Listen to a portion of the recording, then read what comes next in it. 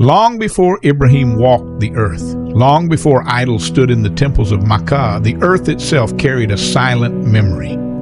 It was here that the first prophet Adam descended from heaven, carrying both divine light and the weight of repentance.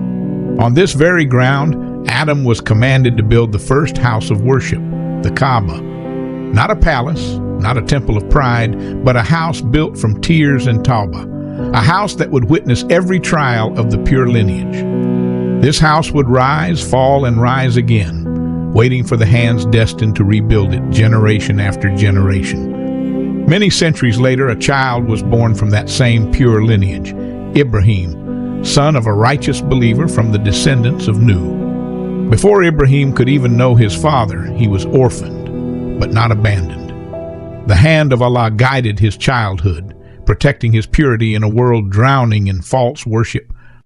Ibrahim was placed in the care of Azar, not his father, but his guardian. Azar was an idol sculptor, a man who carved lifeless gods from stone. Ibrahim watched the people bow, whispering prayers to statues that could neither hear nor speak. Even as a child, his heart was restless, drawn to the unseen creator whose light had flowed through his bloodline since Adam. Ibrahim was not searching for God. He already knew him. He was searching for the courage to stand alone. That courage came one day when silence was no longer enough. With unwavering faith, Ibrahim shattered the idols into dust, leaving only the largest statue standing. When the people demanded answers, his reply echoed through history. Ask him if these statues can speak. Rage swept the town, and the order came: burn them alive. A fire was built so large its flames touched the sky. Ibrahim stood before it, neither trembling nor afraid. For the fire is only fire when Allah allows it to burn. With a single command, the flames turned cool, a garden beneath his feet, peace within his heart. This was not just survival, this was proof of covenant. The one who saved Ibrahim was the same one who would preserve the pure lineage through him.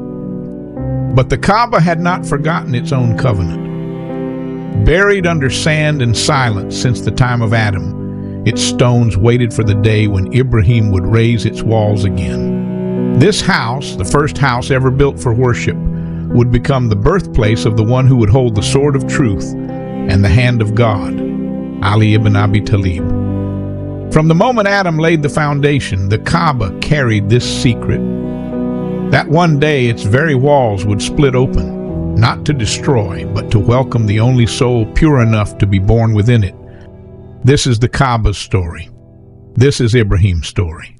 This is the story of the covenant, written not only in blood, but also in stone. This is chapter 1, Keeper of the Covenant.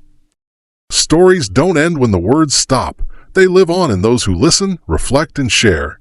If this story resonated with you, let's keep the journey going. Subscribe, share, and join this growing space of wisdom and wonder.